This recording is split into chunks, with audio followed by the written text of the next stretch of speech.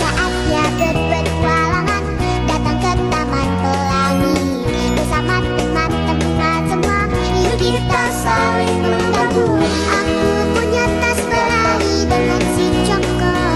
Bergegaslah ayo berpetualang, saatnya rainbow. Di video kali ini, saya akan membahas tentang genealogi logika. Ada yang tahu nggak apa sih genealogi logika? Yuk mari kita dibahas di video kali ini.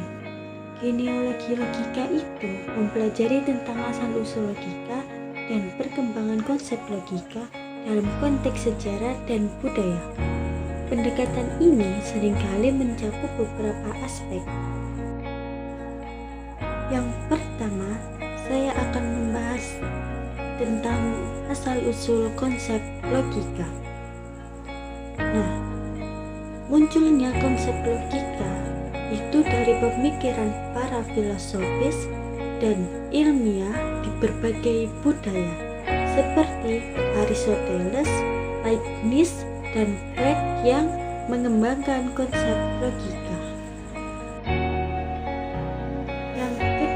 Saya akan membahas tentang perkembangan secara logika. Logika seiringnya berjalannya waktu itu berkembang, termasuk dalam perubahan cara dan metode berpikir. Perkembangan ini pengaruh dari situasi sosial dan politik. Nah, itu tadi pembahasan tentang genealogi logika. Yang kedua, saya akan membahas tentang generalisasi logika. Nah, teman-teman, ada yang tahu nggak apa sih generalisasi logika? Kalau tidak tahu, yuk mari kita bahas. Genealogi logika itu suatu pekerjaan yang menyimpulkan dari yang khusus menjadi umum. Nah, adapun generalisasi memiliki beberapa jenis, yaitu generalisasi sempurna, tidak sempurna, dan empirik. Generalisasi sempurna itu di mana seluruh fenomena yang menjadi dasar penyimpulan diselidiki. Contohnya dalam kehidupan sehari-hari, yaitu jika seorang mengamati bahwa setiap kali mereka pergi ke taman pada hari Minggu, cuacanya selalu cerah. Mereka mungkin menyimpulkan bahwa cuaca selalu cerah pada hari Minggu. Padahal tidak selalu cerah pada hari Minggu. Nah, yang kedua, generalisasi tidak sempurna. Generalisasi tidak sempurna ini proses penarikan kesimpulan dari sebagian fenomena yang diselidiki dari menetapkannya pada semua fenomena yang belum diselidiki. Nah, contohnya itu seperti seorang melihat berita tentang banyaknya orang mengalami stres di tempat kerja. Mereka mungkin beranggapan bahwa bekerja di kantor selalu menyebabkan stres, padahal tidak semua bekerja di kantor itu menyebabkan stres. Nah, yang ketiga, generalisasi empirik. Generalisasi empirik itu menyimpulkan pada suatu fenomena tertentu, pelaksanaannya adalah kita mengamati beberapa objek dan menyimpulkan persamaan yang terjadi.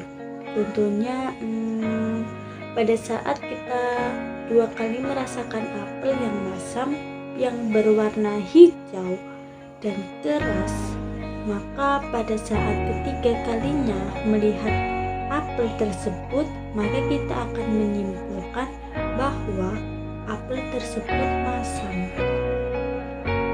Dan yang terakhir, saya akan membahas tentang logika fallacy of being the condition.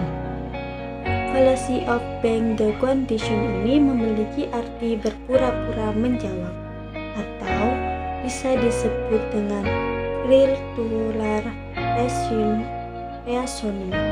Nah, circular reasoning adalah sebuah kesalahan logika di mana argumen memberikan kepercayaan pada kesimpulan yang sama dengan premis yang digunakan untuk mendukungnya.